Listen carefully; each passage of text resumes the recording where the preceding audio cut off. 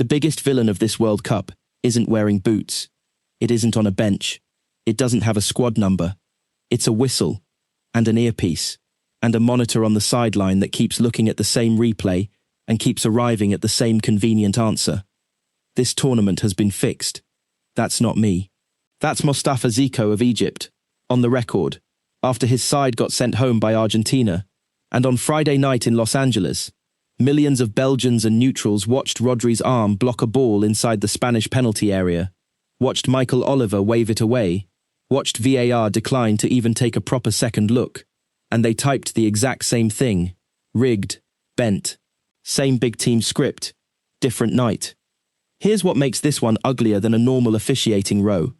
The no call itself may actually have been correct. Read the letter of the handball law, look at the sequence, and there is a real, defensible argument that Belgium had no penalty coming. That should be the end of it. But it isn't, because this call didn't land in a normal World Cup. It landed in the middle of a tournament where a sitting US president has phoned FIFA and gotten a red card overturned, where a losing federation is publicly accusing the referees of double standards, where an entire country's fans are calling this the most compromised World Cup they can remember. And when the trust bank is that empty, even the right call gets filed under wrong. So this video is about the exact question everyone is arguing about tonight. Was Belgium robbed on Friday, or has FIFA already spent so much of its credibility this summer that we can't tell the difference anymore? Let's actually walk through it, because the handball is only the tip of what happened at SoFi Stadium, and the backlash goes way deeper than one arm and one whistle. Start with the shape of the night, because you cannot understand the backlash without seeing the game. Spain came in as the tournament's machine. 36 matches unbeaten, one shy of Italy's all-time record. They came into the quarter-final having gone 649 minutes at this World Cup without conceding a single goal, 5 clean sheets in a row against Cape Verde, Saudi Arabia, Uruguay, Austria, and Portugal, per the match feed picked up by Yahoo Sports.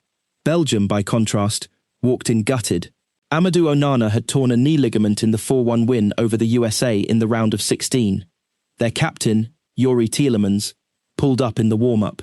Belgium had already lost 2/3 of their first-choice midfield engine before the referee even blew the first whistle. Spain took a 30th-minute lead through Fabian Ruiz. Belgium answered on the stroke of half-time. Kevin De Bruyne to Timothy Castagne to Charles de Ketelaere, a header on the run, and just like that they'd broken Spain's 649-minute clean sheet streak, the first goal Spain had conceded all tournament. 1-1 at the break. File that. Belgium, on paper, had no business being in this game. They were in it anyway. Hold that thought. Then came the handball. Midway through the second half, Rodri's arm blocked a ball inside Spain's own box. Belgium's bench erupted.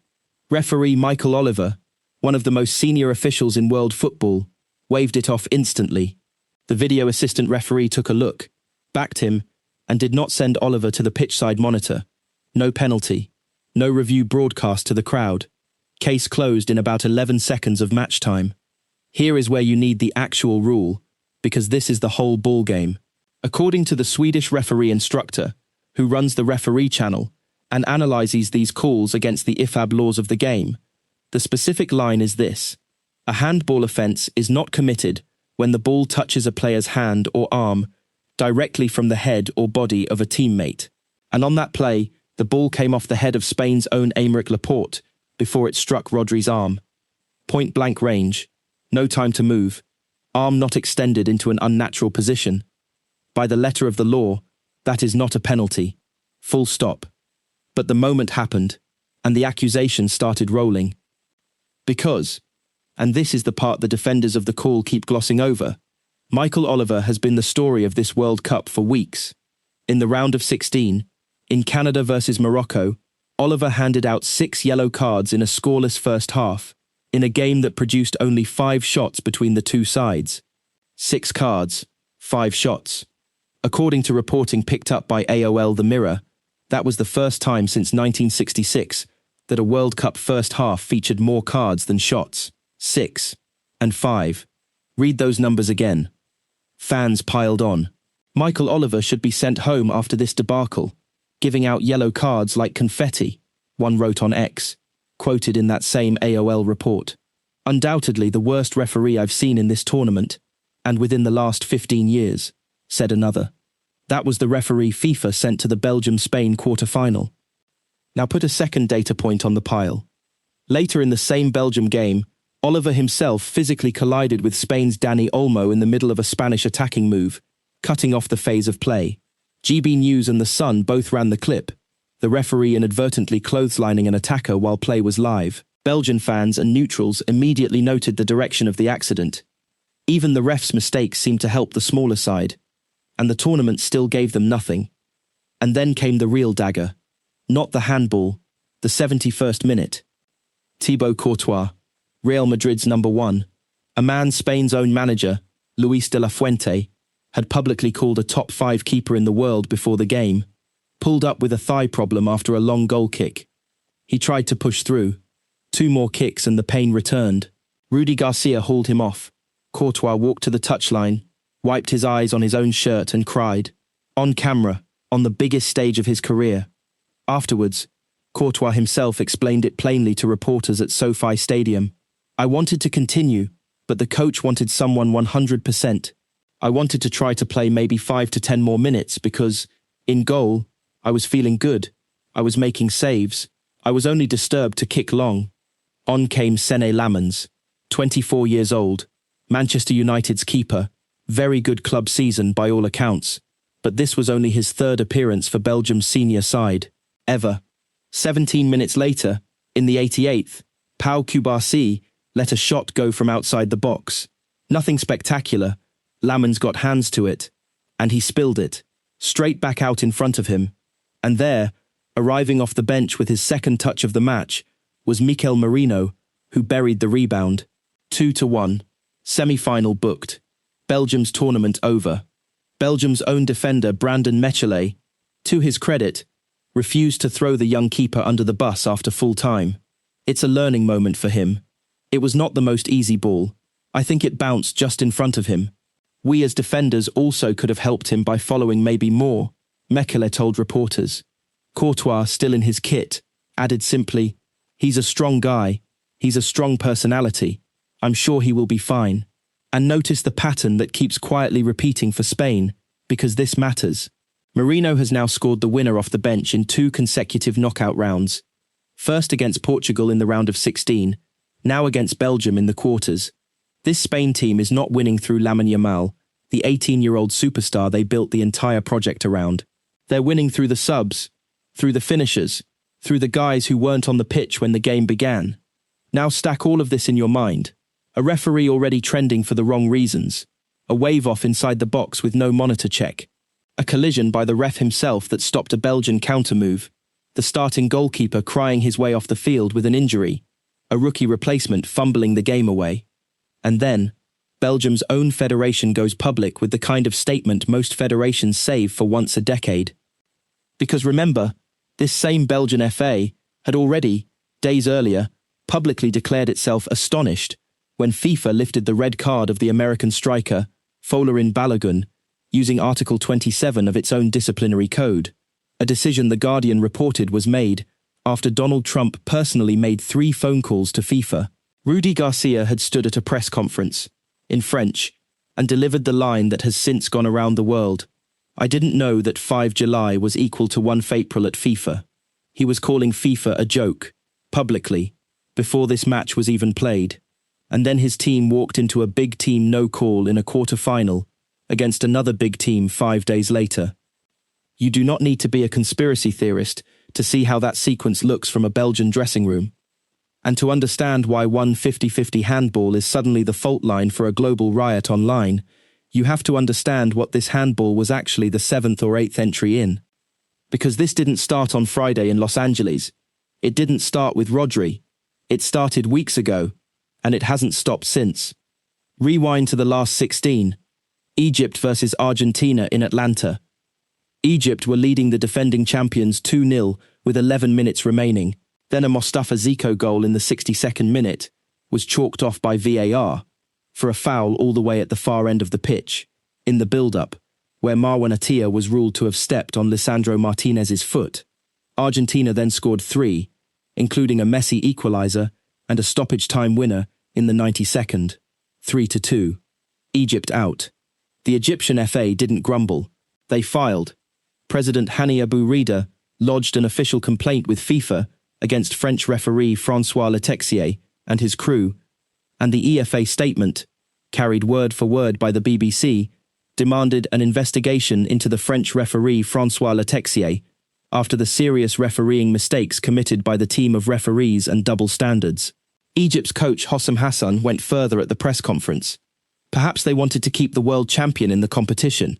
Perhaps they wanted Messi to stay in the running. That is a national team manager, on the record, at a World Cup, saying he thinks the tournament was steered. And it wasn't just Egyptians saying it. Alan Shearer, the Premier League's all-time top scorer, wrote on social media, quoted by Al Jazeera, "Either both are fouls, or neither is, but they told us they won't re-referee." Ian Wright on ITV, "If you're going to pull it back for Argentina on the edge of the box to disallow a goal, you have to pull it back for this one, with Mo Salah." Jamie Carragher, "If that was in the Premier League, La Liga or Serie A, it would have been a goal even after VAR review." Rob Green on Fox's broadcast, "Surely, this is not within VAR's realm to review this. It's a full length of the pitch away." 4 English pundits, none of them Egyptian, all publicly saying the same thing about the same match. That's not a fan riot. That's the sport's own studios turning on the officiating. Now stack the Trump Balogun call on top. The US striker got a straight red for a collision with Bosnia's Tarik Muharemovic.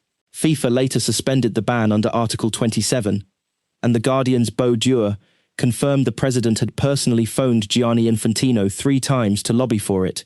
Trump posted on Truth Social, "Thank you to FIFA for doing what was right and reversing a great injustice."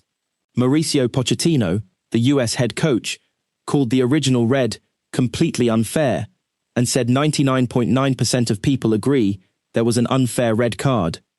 Meanwhile, Rudy Garcia, the same manager standing on the touchline on Friday night in Los Angeles, was the one calling it an April Fool's joke. The Belgian FA released a formal statement using the word astonished. They pointed out that FIFA's own statutes state a red card automatically carries a 1-game ban with no exceptions. They said they were investigating all potential options. So this is not 2 isolated flare-ups. This is a summer of them, in a straight line. Balogun overturned after a presidential call. Egypt filing formally. The Belgian FA publicly astonished. Michael Oliver getting shredded by fans and pundits alike after the Canada-Morocco farce. And through all of it, the pattern that Belgian and Egyptian and Moroccan fans keep pointing to on their phones every single night. The big team keeps getting the big call. That is the reservoir the Rodri no-call fell into. Not an empty tank. A pond already boiling. Now let's be genuinely fair here, because we don't do lazy outrage on this channel, and this story has 2 sides that both deserve one. Steelman number 1, for the referees. On the actual mechanics of the Rodri call, they were correct. This isn't spin, it's the letter of the law. IFAB's rulebook explicitly carves out a handball exemption when the ball comes off a teammate's own head or body, and Aymeric Laporte's header is right there on the replay. It's not a marginal reading. It's the sentence you'd hand a first-year referee at their first classroom seminar. As the referee channel's Victor laid out on X in his breakdown of the incident, Laporte's header caused a sudden change in the ball's direction. Rodri had no time to react, and his arm was not extended into an unnaturally big position. On the letter, and on the spirit, Michael Oliver got it right. And on VAR, the whole point of the technology, from IFAB's own protocol, is that it should only intervene on clear and obvious errors. If VAR looks at this and quickly sees a teammate's head in the sequence, they were exactly right to not drag Oliver to the monitor.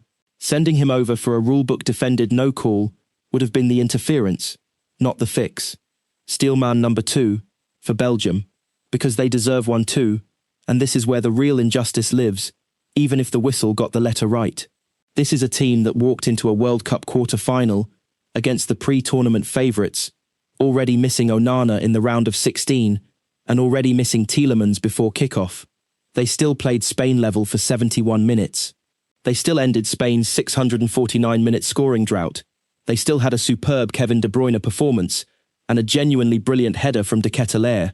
Courtois himself, before his injury, was so good that even Spain's coach had called him a top 5 keeper on earth. As Courtois said afterwards, quoted by Yahoo Sports, standing in the losing dressing room, "In the big tournaments almost always we have done well. A lot of times we get criticism that your golden generation never won anything. We are Belgium. We are not Spain or England or France. That is a big team that just went out. That is not paranoia talking. That is a country that showed up short-handed, out-injuried and out-supered, because Spain scored their winner through a Kubasi shot, spilled by a young keeper who was in the pitch for 17 minutes. Steelman number 3, and this is uncomfortable, for FIFA itself on the Balogun call. FIFA cited a real, existing article of its own disciplinary code, Article 27, which allows red card suspensions to be lifted so long as the discipline isn't linked to match fixing. FIFA used the same article to clear Cristiano Ronaldo for Portugal's opening games at this same World Cup after a red against the Republic of Ireland. The mechanism is real, the precedent is real, and Balogun's red on Muharemovic was, in the honest view of most neutral commentators, a very harsh one. So the honest answer, if you sit with it, is this. Individually, on paper, isolated from context, most of the calls FIFA and its officials have made this summer are defensible. The rulebook was followed. Article 27 exists. Rodri's arm was legally protected. Referees make mistakes on card counts. Always have, always will. But that's the whole trap, because football is not adjudicated on paper. It's adjudicated in the eyes of 2 billion people watching at once. And those eyes see patterns before they see paragraphs. And that is the real story of Belgium versus Spain. Not the arm, not the whistle, not even Michael Oliver. It's this. FIFA has spent the last month burning down the one thing it cannot rebuild in a fortnight, the assumption of good faith. When the President of the United States can pick up a phone, ring FIFA 3 times, and a red card gets suspended before the next game, even under a legal on paper article, you have taught every federation, every fan base, every commentator, that outcomes at your tournament are lobbyable. When you appoint officials whose card counts are already trending as jokes, and then hand them the biggest fixtures of the knockout round, you have taught the watching world that your assignment process is either arrogant or reckless. When one federation calls you astonishing and another files a formal complaint accusing you of a crime of discrimination, and both statements go global within the same week, you have lost the room. Not just among losers, among neutrals, among your own pundits on your own broadcast partners' desks. And so here we are. A referee in Los Angeles applies a handball law correctly, arguably textbook correctly, and half the internet immediately calls it a fix. And there is no lecture, no explainer, no slow-motion breakdown from a Swedish rules instructor on X that will change their minds, because the institution asking them to trust the call has, over the course of a single summer, given them 100 reasons not to. That's the trap FIFA has walked itself into, and it's a binary one. Either they got Friday right, in which case they still don't get to be believed, because they've spent their credibility elsewhere, or they got Friday wrong, in which case, well, of course they did. Both paths lead to the same door. Both paths lead to rigged. There is no third option left where FIFA gets to be the neutral referee of its own tournament, because they have already picked sides too many times in the eyes of the audience. Spare a thought here, genuinely, for the people who don't deserve to be inside this story. For Michael Oliver, who by every objective read of the Rodri incident got the whistle right, and who will still be attached to this handball, on the internet, for years.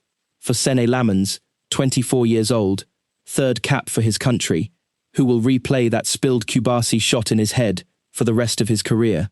For Thibaut Courtois, one of the great goalkeepers of his generation, standing on a sideline at 34 with tears on his shirt because his body chose the worst possible moment to break. None of them deserve to become symbols in a fight that is much bigger than any single one of them. Because the argument on your phone tonight isn't really about Rodri's arm.